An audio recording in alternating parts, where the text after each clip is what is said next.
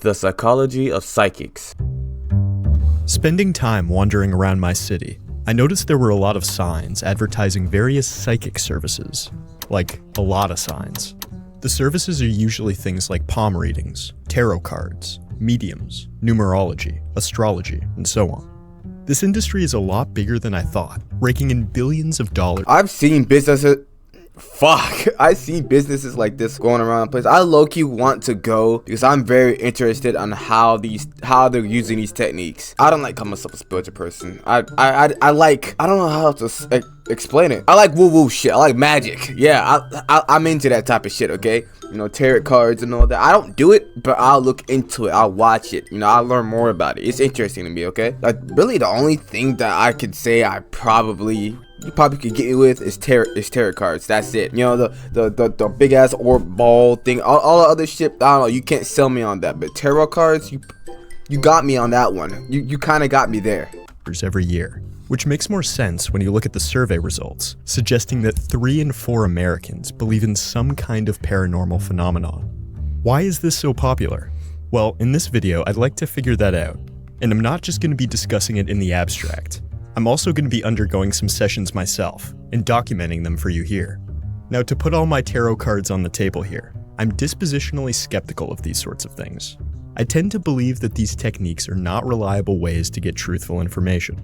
But for this video, I intend on going in with a wide open mind. I don't know, it's like I don't believe that it's like a way to actually get a set standpoint answer. I feel like it's just like you're just being the Riddler and just giving them riddles of shit. At some point you can't lie. Some tarot cards readings be like on point on your present situation. It's like, fuck, wait a second, how do you know this? How do you know I'm kind of feeling like this? Like that's what's kind of selling me on that, but I'm not fully there. But I'm open. How this guy said, like, I'm open to trying my more best about to it. be genuinely curious rather than condescendingly judgmental. This video is my journey to answer 2 questions. Number 1, is it real? Number 2, what are people getting out of this? I think the second one will prove to be a more interesting question. But before we get to my journey, have you ever considered embarking on a language learning journey? I mean, if you're charging people for it, I mean, that's most likely what they're gonna get out of it. And if they get caught, it's a very risky game if you're just faking this shit. Today's sponsor, Monday, And of might course, help with that. My journey began at the Meta Expo, a sort of new age conference that was happening in Toronto. There were all kinds of practitioners providing services, and vendors selling crystals, which supposedly contained various powers. I want to be clear here that everyone I sat down with at this event seemed really genuine and kind. I'm not trying to criticize these specific people or the services they provide. They're just... This looks like a very interesting place. I would love to go here. I would love to see... I see books right there too. Oh my... Bro, I would love to come here. Oh my god, this is like a cool place. Illustrate psychic services in general. For all my sessions, I tried my best to be as neutral as possible. I was occasionally asked if I had any specific questions or intentions, and I would always say no. I wanted to figure out what I could learn about my life in general. Okay, so with that out of the way, I first sat down with a medium, a practitioner who could supposedly communicate with spirits of the dead. How did you come to realize that you had the gift? Hearing, seeing, feeling people that other people don't see. Okay. Right off the bat, she begins conversing with the spirit of my grandfather, who was apparently standing right behind me. Okay, would you like to connect with your grandfather that's right beside you? Sure. I'd be interested in that. Okay. He died when you were very young? He died prior to me being born. Even before you were... This mic is so goddamn, like, bro, the noise cancellation is oh my, it's there. Bro, you can't hear nothing in the background except these two. That mic is working. Were born, I was going to say that. You have his temper? So temper-wise, meaning quiet, shy, quite often. Okay. He wants to know if you have questions for him. What have you been up to since you passed? He goes all kinds of shenanigans. He's been working on the farm. He's talking about cows and horses. Sometimes he says anybody could see me if they have their crown fully open, but he goes, a lot of people are too skeptical. What does it mean to have your crown fully open? It It's talking about means your your chakra? pineal gland to be fully open so you can actually interact with them. But also, sometimes you can even hear them, but people kind of like disregard it thinking they're hearing things. But often it's either a loved one or your guide talking to you. Believe in yourself, he says. He says he hopes he opened your eyes in the psychic's perspective. Next, I met with this guy, who performed some palmas. For me was rather vague. A lot of these are just sort of compliments, or vague good news about how my life will go.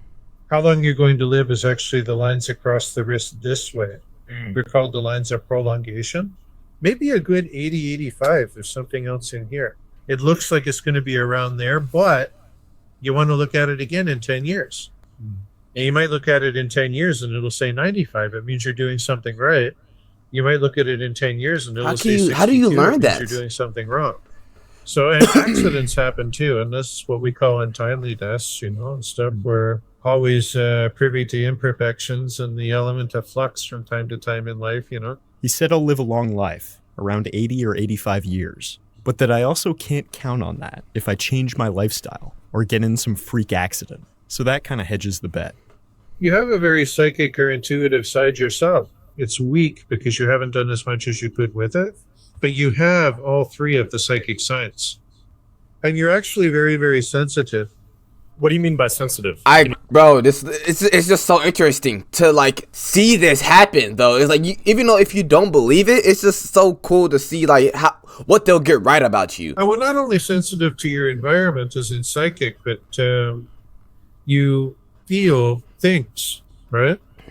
You actually tend to be a very... Yeah, one thing about psychics, they say they feel a lot. And feeling is a very big thing for humans because we feel every single day. And feeling is what makes us keep going. It's part of something that makes us want to keep going or be a part of this world. Profound person, a bit of a thinker. You're predestined to make money for yourself. Past life reincarnation, you're a pretty old soul. So you've been around for a long time. And there's no way to prove that, It's just like how many lines are here and how deep they are, etc. Some people don't even believe in reincarnation. Some people do. And there's only one way we're ever going to find out the truth. Your life looks like it's going to be good. That's great to hear. Next, I met with this woman who performed a tarot card reading. She probably provided the most detail out of all my readings. She really dived into my... That's why I say tarot cards has me most in the chokehold because it's way more detailed and way more in depth than other psychic readings because like they break the cards down to you. They break it down. They tell you what it means for your life, and if it resonates with you. If it doesn't, don't worry about it. What I can expect in life and what I might want to do to ensure a good future. Now for this reading, there were a lot of compliments once again, but they were a little different. I want to go to your strengths. You definitely come in as a very strong, structured individual. You would be someone who would be good like in government or like organizing, very creative, right? You're a smart guy. Thank you. You're a smart guy. You've got a strong code of conduct. You know what's right, you know what's wrong. But then she presented the first bad news I've heard from any reading so far. I'm seeing a sense of frustration, overthinking, taking on what you should not be taking on. And that's to me where the devil comes in as well. What they are suggesting is you need a break. You need to step back. You need to pull away.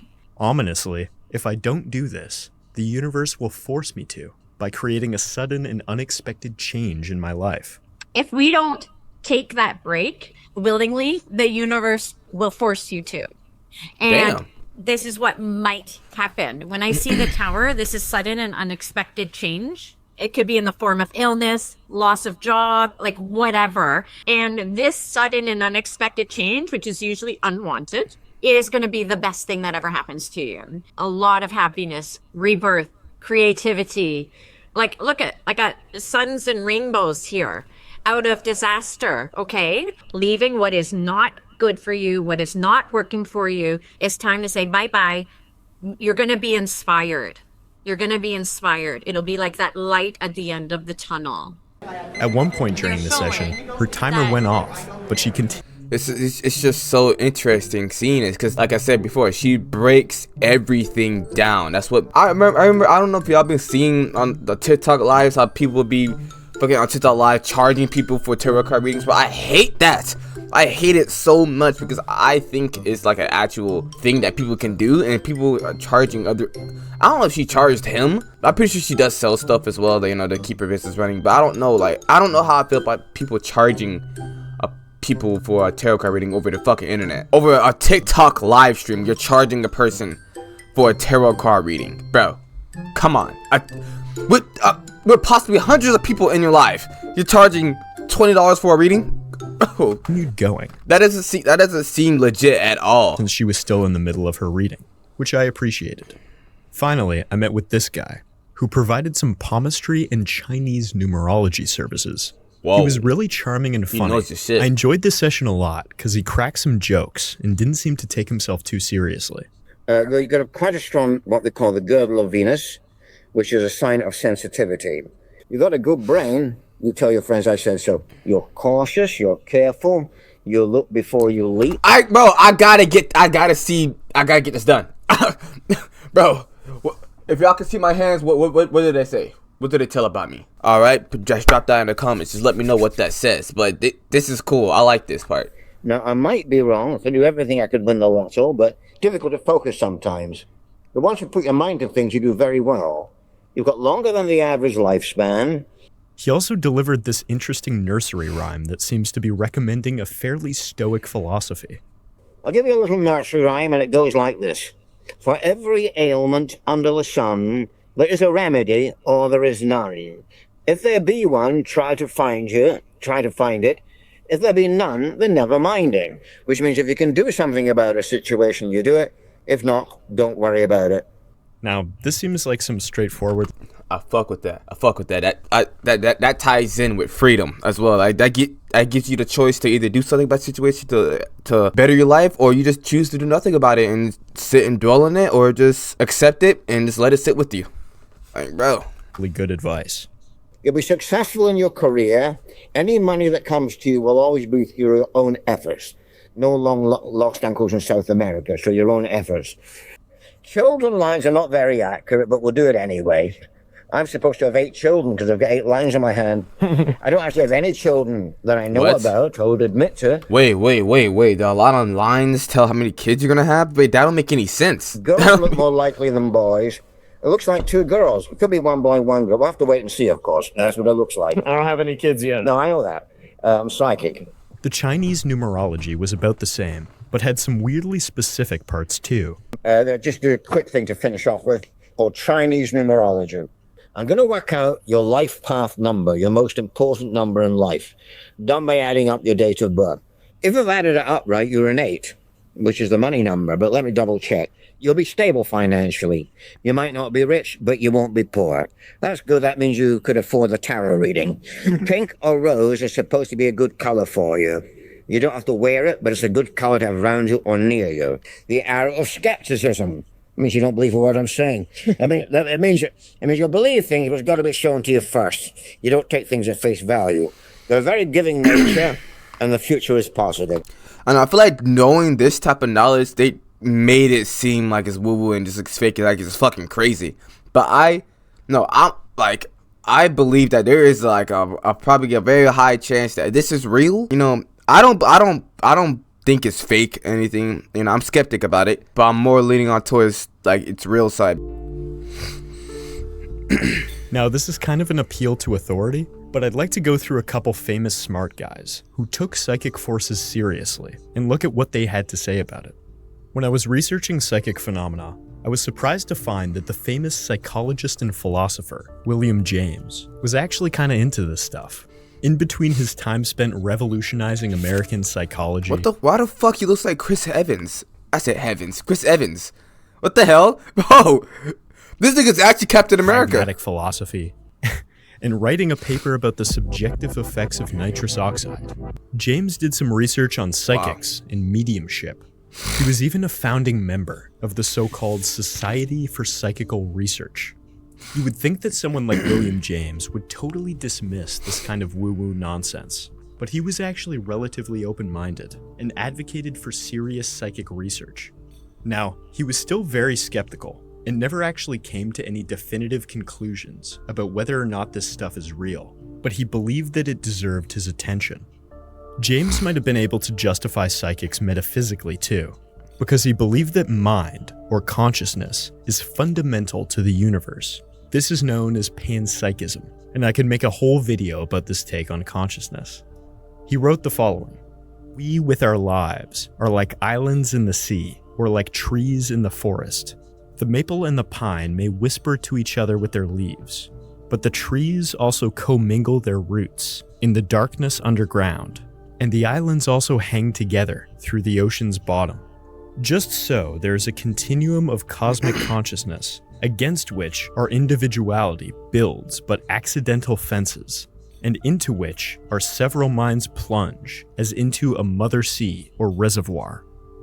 So in this way, all our minds are interconnected within this cosmic universe." Basically, like, it's like I forgot the actual term of it. It's like unity consciousness or something like that.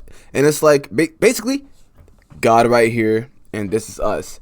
Like, okay, yeah, God is this big circle, okay, in my example, and this is us. This is my 10 fingers.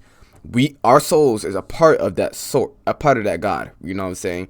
And you know, God, he splits him. Boom, 10 people right there. He splits all of him. Boom, 10 people. Just like was 8. There's like 8 billion people in the world, right? All right, boom, 8 billion. Sort God. Boom, 8 billion people. That's what they're basically saying. Universal consciousness. Perhaps psychics can tap into this to reveal information in their... I'm pretty sure that's why I believe, like, you know, psychics have these abilities and all that, because it's you know, they see it as, you know, power of God, God's power, being a psychic and all readings. that. The Austrian philosopher Rudolf Steiner was also really into this stuff. If you've ever heard of Waldorf schools, those are all based on the philosophy of this guy. He had his first so-called clairvoyant episode when he was 9 years old, where he saw a vision of his aunt, and he... Fucking 9? Why did this happen to a certain amount of people? Like, what are the odds of this happening to him? Only him too. Explore these sorts of phenomena throughout his career. He had a similar take to William James. He believed that we shouldn't just accept spiritual phenomena without question, and we need to subject it to the same scrutiny we would anything else in science. But he was a lot deeper into it than James. He figured that anyone could become psychic. Through disciplined thought and inner development, he argued that people could cultivate a form of clairvoyance that was more controlled, conscious, and insightful than the haphazard visions or mystical experiences people described in ancient times. A lot of his career was spent trying to integrate rigorous science and philosophy with spirituality and the occult. As for in my opinion, yes, science and spirituality connects so much. Like quantum physics, fucking consciousness, fucking atoms, energy, and all that, bro. It just all connects. Take on the metaphysics of psychics. I'm not sure I'm sold. If there is some kind of cosmic force determining our destiny, or some kind of universal consciousness tying us all together, I doubt that it's something we can consciously tap into ourselves. I see that that's like a separation from the egg theory. That's what I see it like. But I do appreciate the middle ground between outright dismissal and baseless belief. That being said though, let's jump into skeptic mode for a second. I can't make this video without mentioning the famous $1 Million Paranormal Challenge.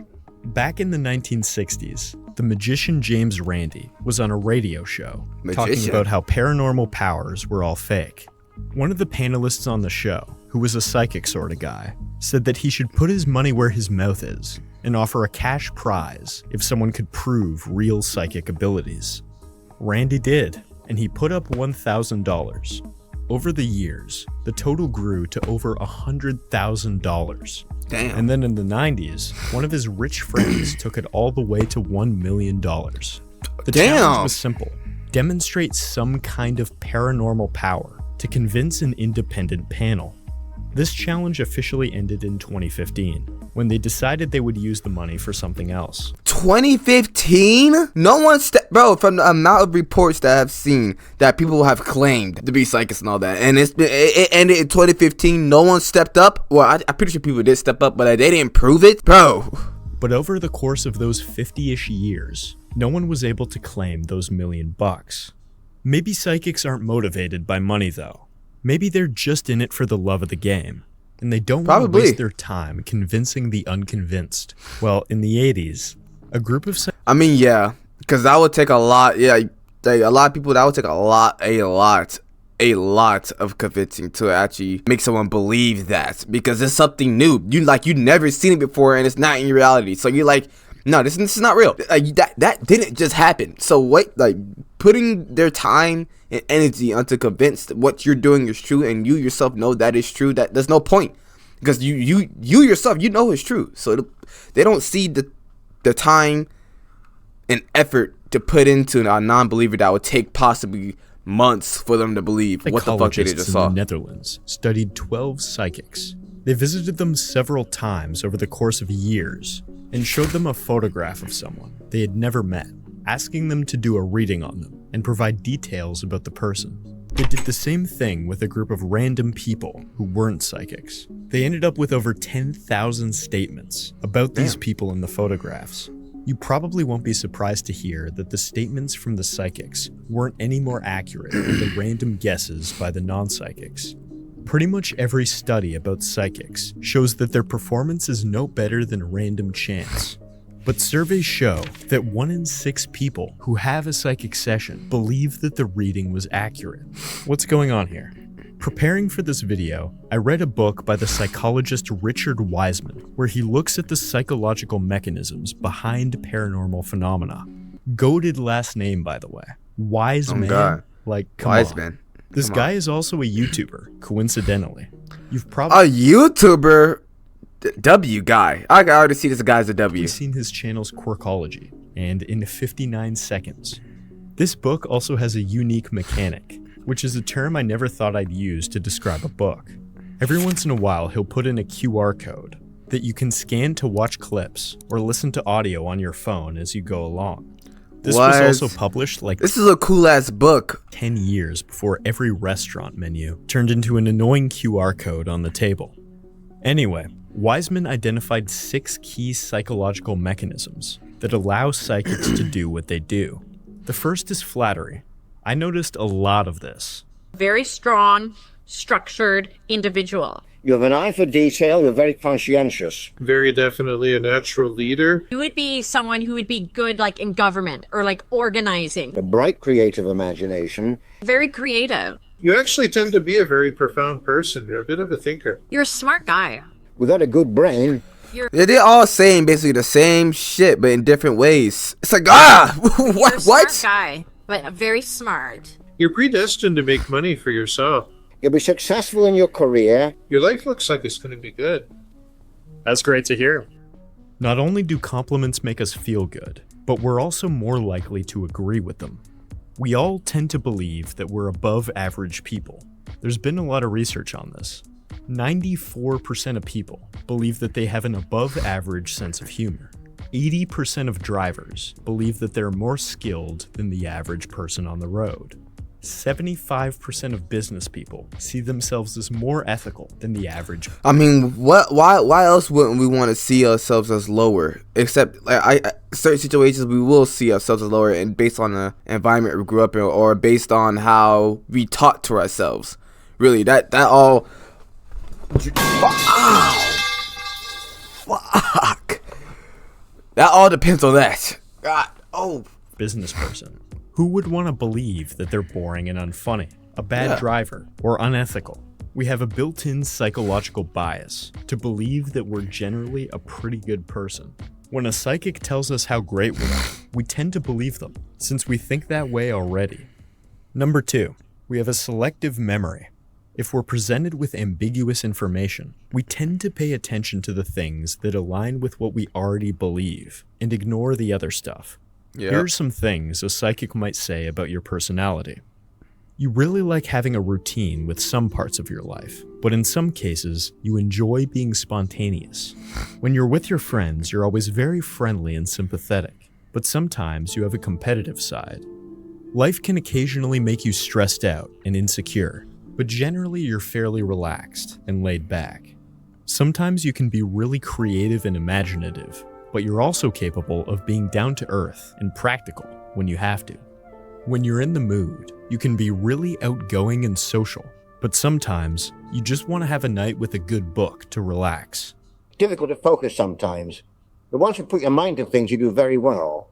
These are all contradictory statements that don't really say much at all. But in the moment, you aren't hearing the whole statement. You're hearing the part that resonates with you. Number 3, we have a tendency to find meaningful patterns in meaningless things. I made a whole video about this, and how we're constantly identifying the shapes of faces. Here's another example. Check out the middle symbol here. With the context, it's pretty easy to interpret it as the letter B. But now, I'll take the same shape and change the context. It's no longer a B, it's the number 13. This process kicks in during conversations too. People are always trying to articulate what's in their head, while simultaneously interpreting what the other person is trying to say. Comments people make can often be ambiguous or vague, but we can usually figure out what's being said based on the context. But this can also lead you to infer a meaning where there isn't any. See that's where we have to control our own minds, because our own minds will if our own minds don't know something, it will create something itself in order to have you understand what you just experienced, what you just saw, what you just heard. That they're sensing a big change concerning property. Depending on what's happening in your life, you might interpret this as a move to a new home, helping a friend move, inheriting a house, finding a new place to rent, one of your roommates leaving, or any other situation involving homes. Yeah, and that just all spirals down to you just overthinking, thinking constantly, trying to get an answer. They also don't specifically mention time here. So this could be something that happened to you recently, something that's happening now, or something that will happen in the future. When you hear a statement like this, you immediately start racking your brain and reflecting on your life to find something that might match.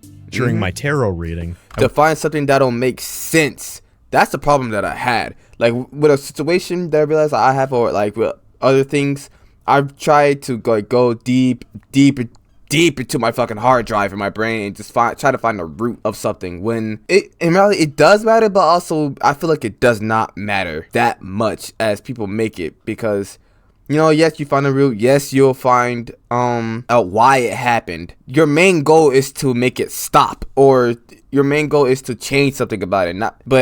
But if finding the root does help you, of course, go for it. I'm not bashing that. If it's hard for you to find a root and it just spirals your brain, go out of control, bro, it's best just to be present and just change it right then and there. Was told that I'm doing something to myself that is unhealthy.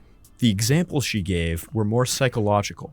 So it could be negative self-talk, or it could also be someone in your life who is toxic, who is not for your benefit, or you're in an environment that is unhealthy for you. But this could also encompass physically unhealthy habits.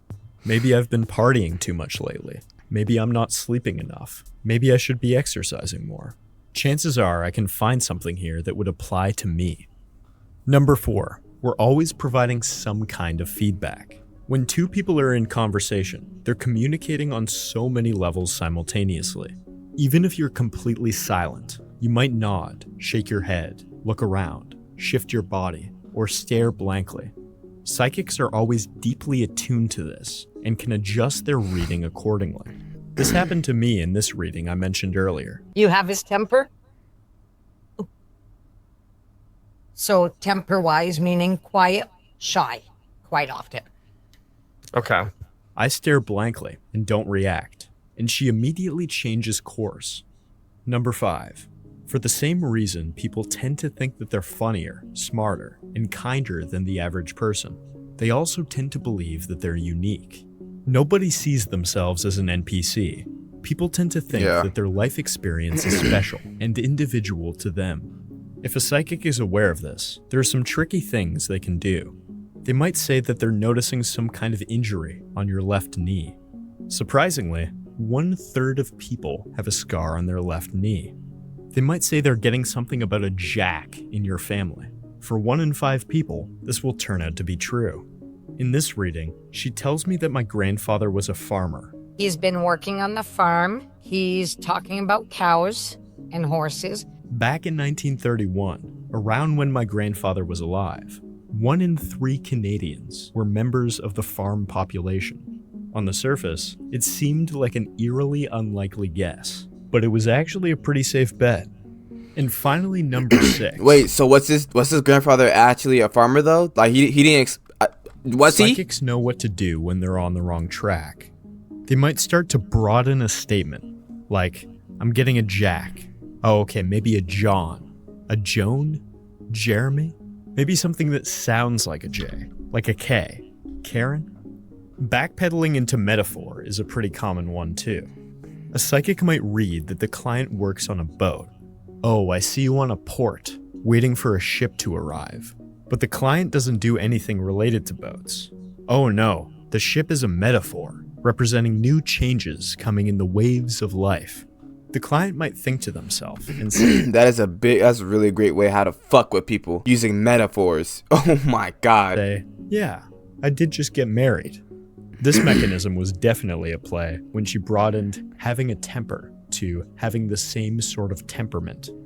Now, all that being said, I want to make it clear, I'm not arguing that all psychics are shrewd scammers, intentionally using all these techniques to trick you into believing they're legit and taking your money.